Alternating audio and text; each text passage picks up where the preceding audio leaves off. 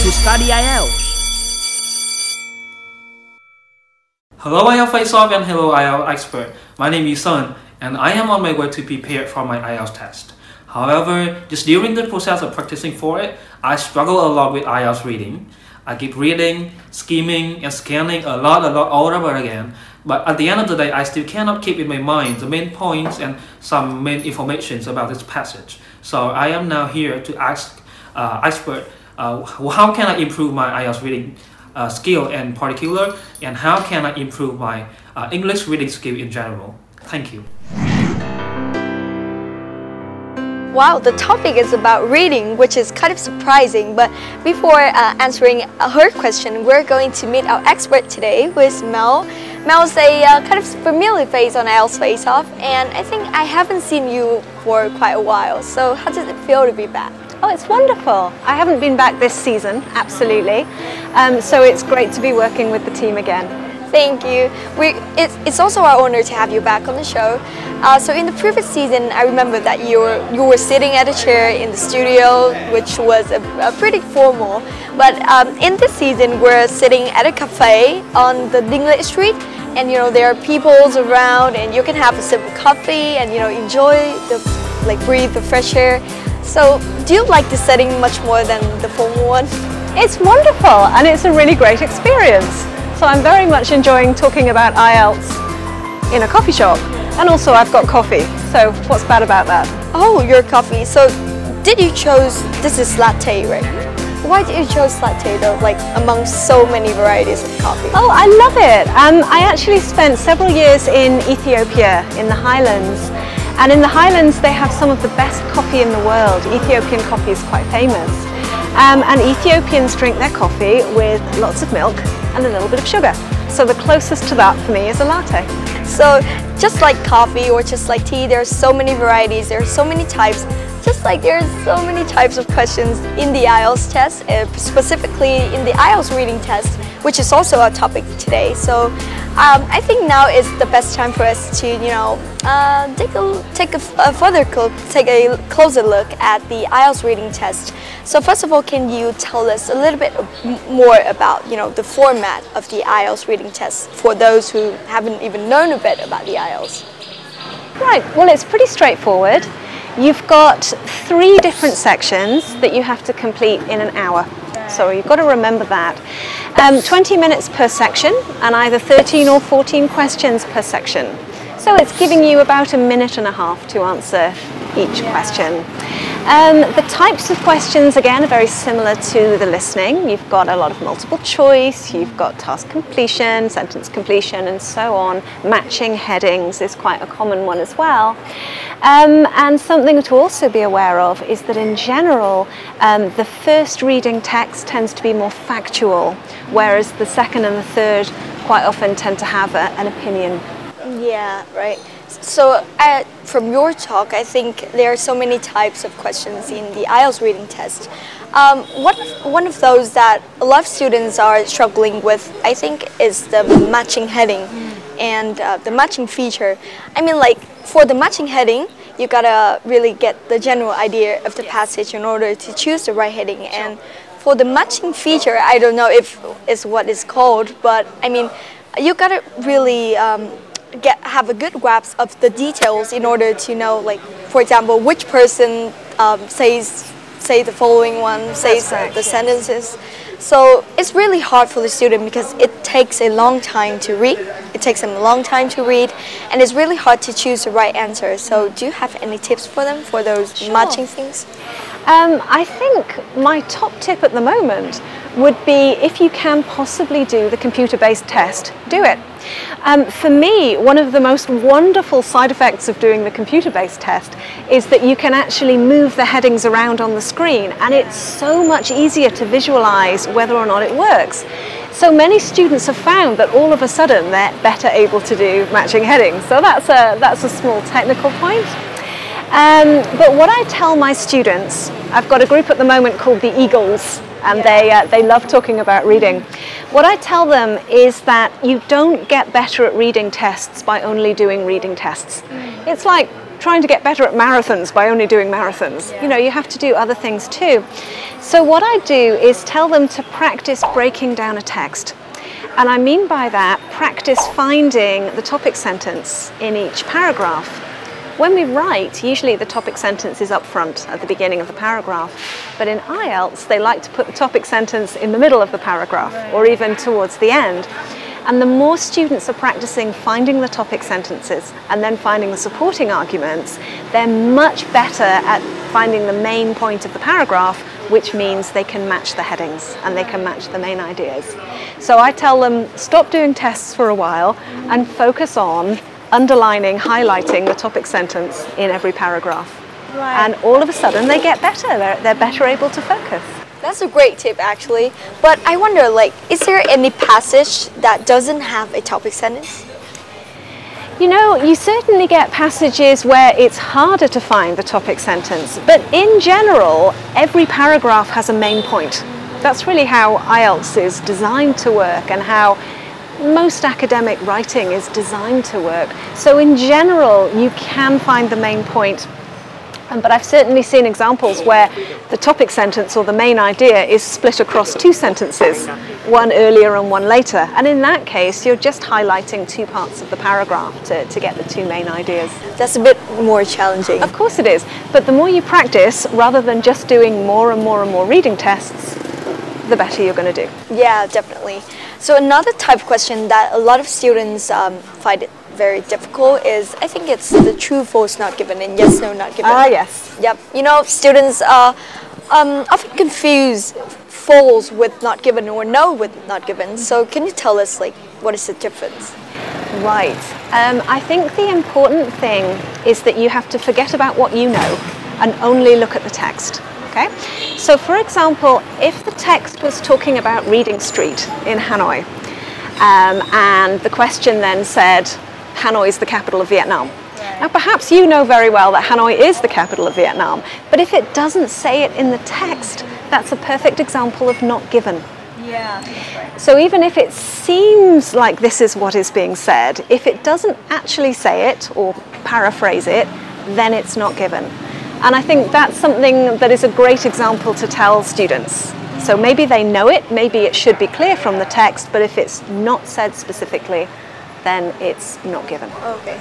So false is for those that contradicts the information in the passage. Exactly. And not right. given is the things that obviously not given in the passage. Not mentioned, right. I think another type of question that is pretty challenging for those IELTS learners are the multiple choice questions. You know, it sounds simple, like you already done a lot of multiple choice questions, but in the IELTS test, you know, you have a question and then probably 3 or 4 options, a lot of information to, you know, absorb. So is there any tips to better deal with this kind of question? I think my main advice there would be to practice mapping out the whole text. And that's really important.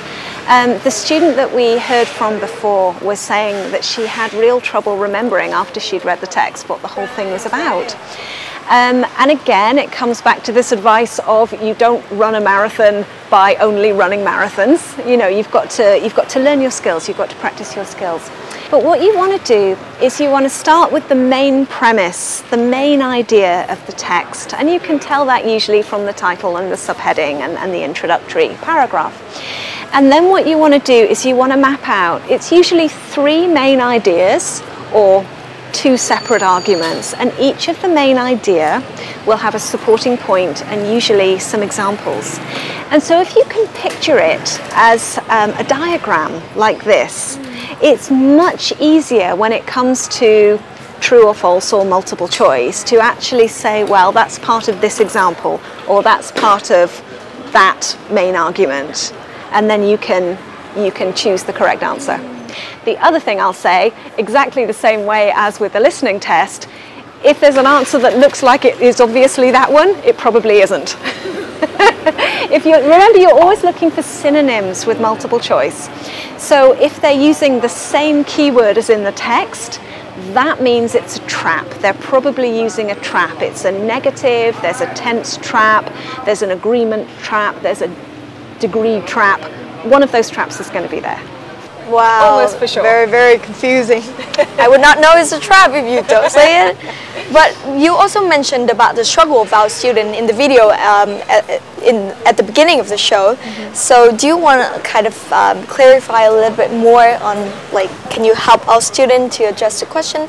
Because she said that she read the IELTS the passages in the IELTS reading very, very carefully, but after reading those passages, she just forgot what she read. So can you be more specific about how to address her problem? I think so. It's a combination of the three strategies I've told you.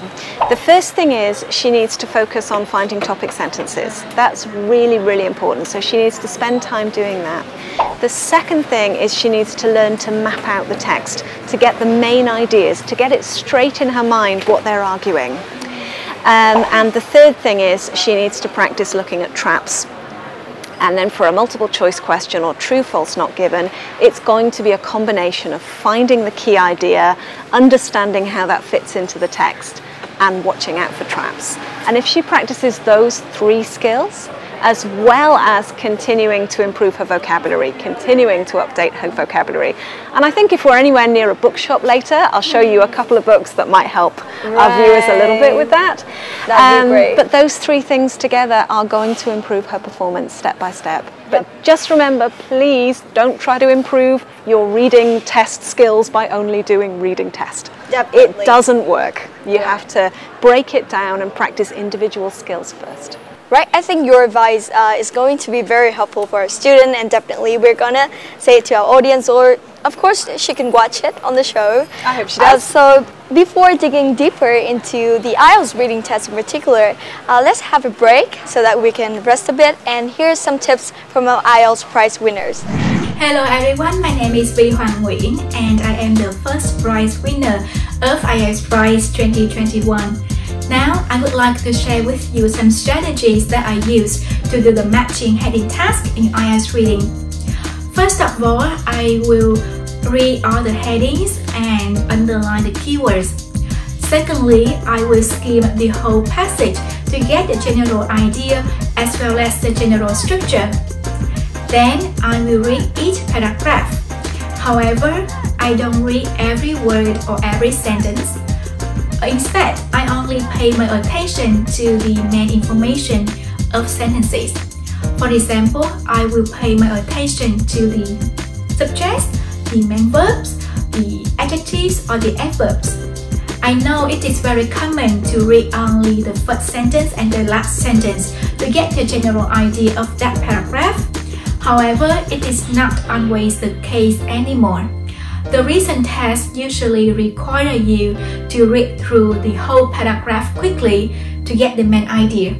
So remember, while reading the paragraph, you are answering the question, what is the writer trying to do in this paragraph?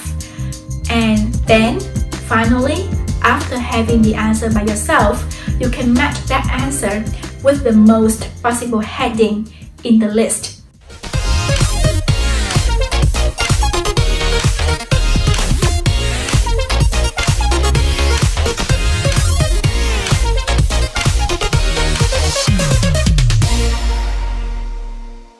Welcome back everyone. So here we are in another setting and we're meeting Mel again. So Mel, I think it's been a while since Vietnam has lifted the lockdown restrictions. So have you been to such a bustling street like ever since then? A few times. I think I tend to come downtown every few weeks just to meet friends or go to cafes or the bank.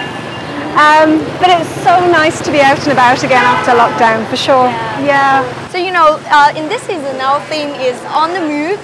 So basically, that's the reason why we have expert on the go with you as an expert. So basically, we're going to talk and walk at the same time, and yeah, we're just walking and talking about IELTS, which is a little bit bizarre, but I mean that's a cool thing to do in the bustling street, right? It's very different from the other episodes and also the other seasons. So talking about the IELTS reading, which is our topic today, you know, I wonder what are some techniques, like the process of you doing the IELTS reading test. Should you read the questions first, or should you read the passage first?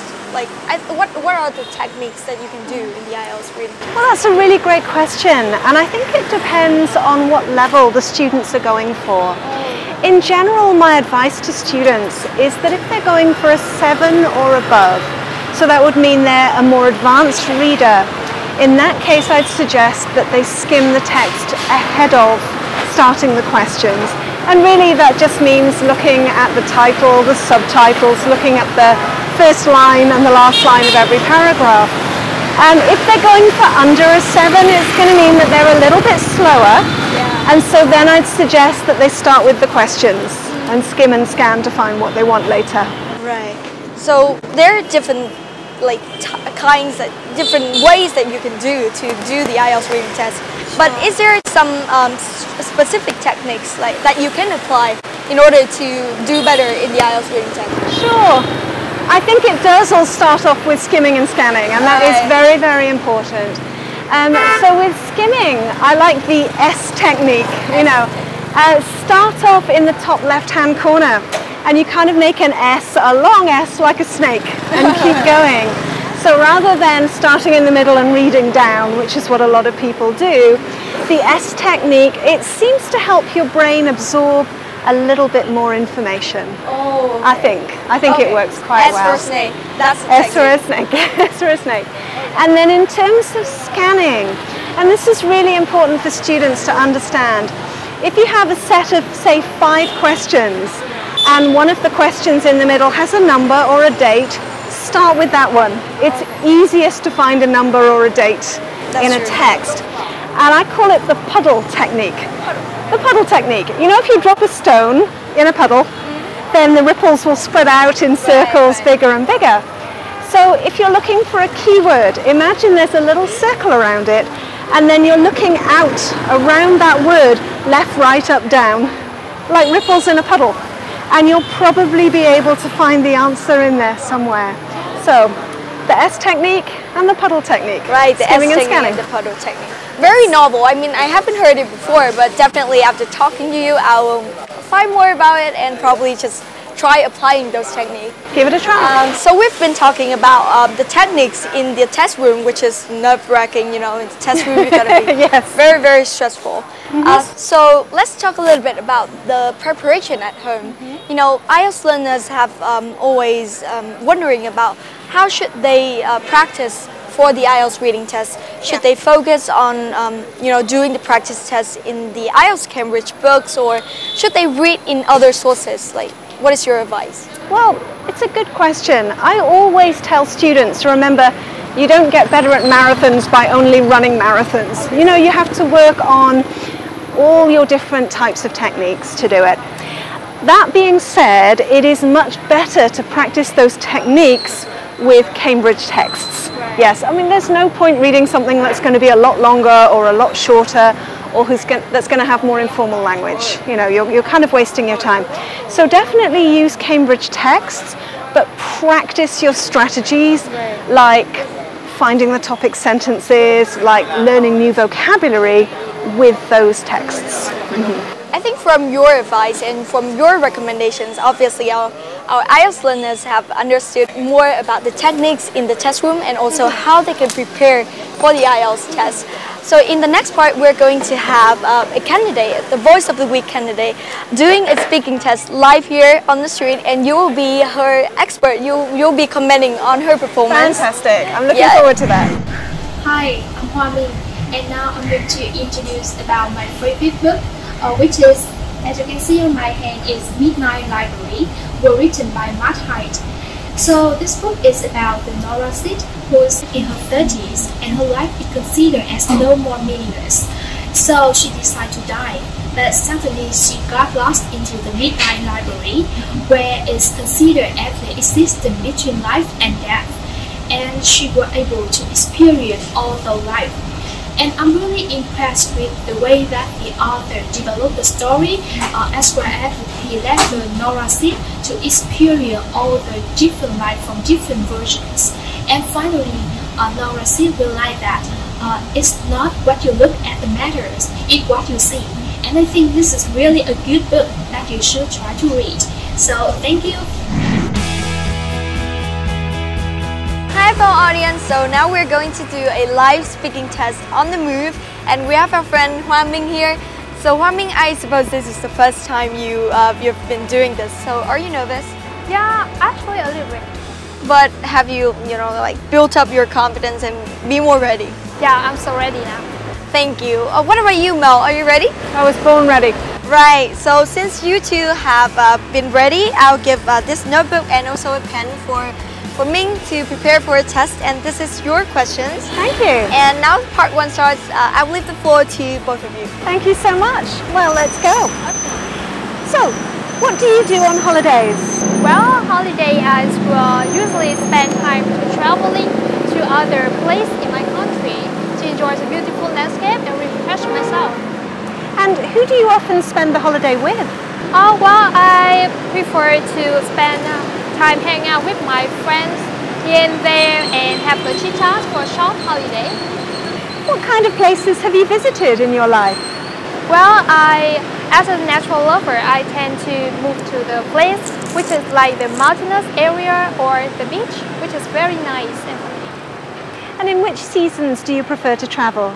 Well, I would say it's maybe the autumn because the temperature were pretty good. It's sunny but not too hot or not too humid. Thank you.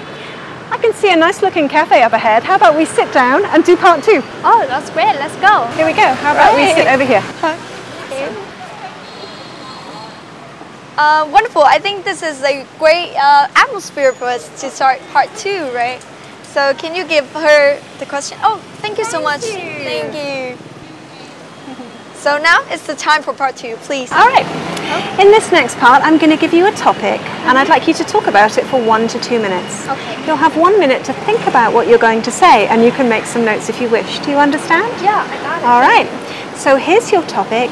I'd like you to describe an ideal house or apartment you'd like to have in the future. Okay, I got it. Right.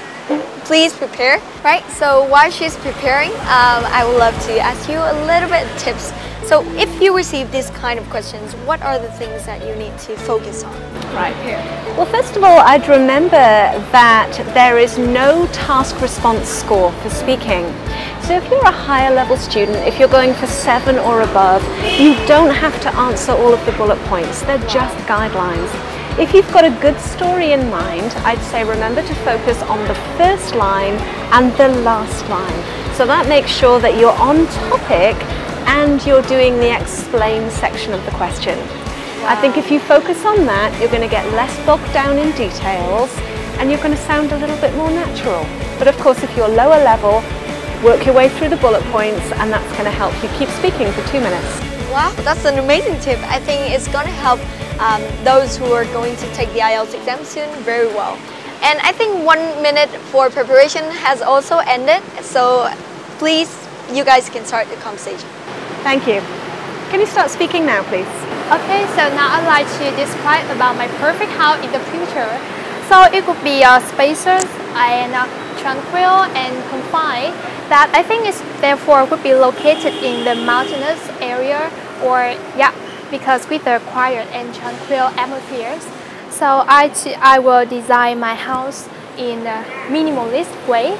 So the house would be the medium size with a balcony on the 2nd floor so that I can watch the sky and while also having a cup of coffee in the morning or in the late afternoon. And natural light is the must for my house. And in terms of the equipment, I think it's not necessary to have much equipment or the furniture. So just have the cupboard or the cooking utensil and the large living room for the whole family and other essentials. This would be okay. And the color for my house would be the creamy white, which brings an elegant vibe. And tree and garden are also surrounded by my house for decoration and to make it more beautiful.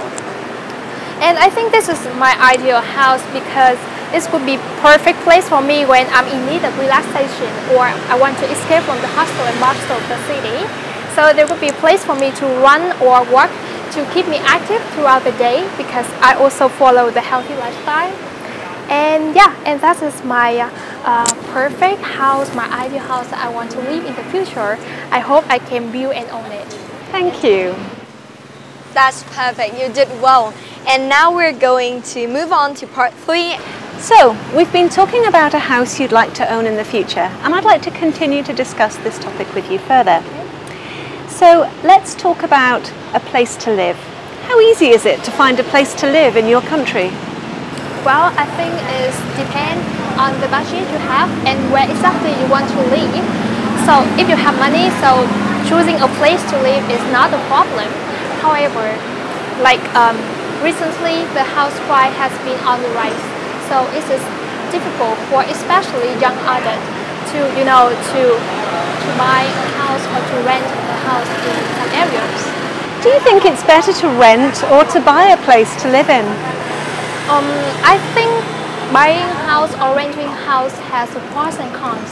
Like if you're buying a house, you can have the feeling of satisfied, you're like successful when you're owning a house. In your country, where do most young people up to the age of 25 live? Do they live by themselves or with their parents? Well, in Vietnam, according to, as I know, is that the young age from 20 to 25, they tend to live away from their parents because since they were 18, I do not mention all, but most of them tend to move to the city to study at university. So yeah, of course, it's must for them to live away from their parents. Thank you. Thank you. Right, so congratulations on finishing your speaking test. I think you nailed it. But as our expert is here, do you have any comments for her? Yes, I think you did a very good job. Well done. And of course, we can always improve. So I think I'd focus on S endings in particular with your pronunciation. For example, sometimes you're missing endings, like with the word house. Sometimes you're mispronouncing it how. Another example is when you're saying it depends, you're mispronouncing it as it's depend. So watch out for that. Record yourself on your phone and watch out for missing out plurals or S endings. Perhaps a few words were mispronounced. One example would be cupboard. It's got two schwas, cupboard, cupboard. So watch out for that, cupboard, not cupboard. And then you'd sound really, really fluent. And finally, make sure that you're not adding articles when you're talking about colour. So you'd say, my house would be creamy white. You don't need to say the creamy white. It's just a small thing. But again, very small word choice or pronunciation errors. In general, I thought you answered really well. Well done. Right, thank you for your feedback. I think whoever does the IELTS speaking test always has some room for improvement, no matter how fluent they are, right? So first of all, I would like to thank you, Hua-Ming, for being here and joining us and also delivering an impressive performance. And of course, I need to thank Mel, our expert here, for giving a lot of insightful feedback and also comments for our Voice of the Week candidate here. Thank you so much. Thank you two for being here and joining the show. Thank you so much. You're welcome. Thank you.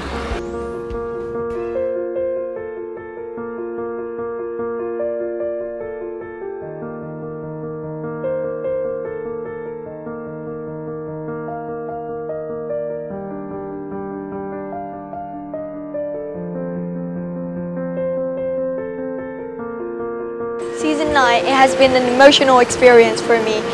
We've been through 10 episodes in which we have listened to a lot of inspirational stories from our guests who might be actors, who might be influencers from TikTok, or who might be just a secondary school girl. They are all starting something new in their life, in which English and IELTS is just a small part. But I think in order to start anything, you need to have the motivation. And motivation can come in a lot of ways. It can come from your friends, from your families, from the celebrities, or even from your favorite talk show, IELTS FACE-OFF.